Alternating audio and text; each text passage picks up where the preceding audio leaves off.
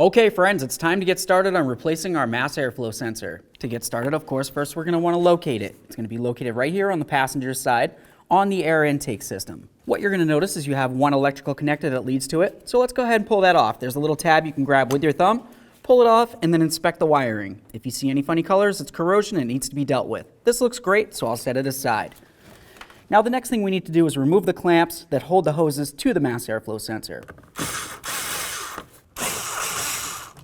Let's go ahead and grab onto this and separate it.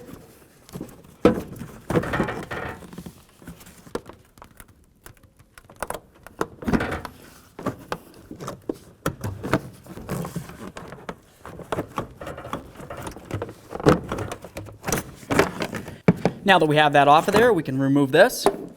There it is, friends. Now for us, when we were removing the mass airflow sensor, this piece came off. This is the adapter. You're going to notice if you look at one side of it, it has like a double layer, and on the other side, it doesn't. The side with the double layer is going to be right up against this area of the box right here, and we need the box to slide into the center of those two units. Just give this a wiggle. I'm going to line it up. Should slide right in. Perfect. Now let's grab our mass airflow sensor and put it in there. You're going to notice as you try to install this, you're going to have your wiring. You want to make sure that that's facing towards the rear of the truck. So if you're looking at it, you're going to have the sensing unit facing towards the engine. Slide this right down in between the two. When you put this on, you want to ensure that it's all the way bottomed out. So I'm just going to go ahead and push it in.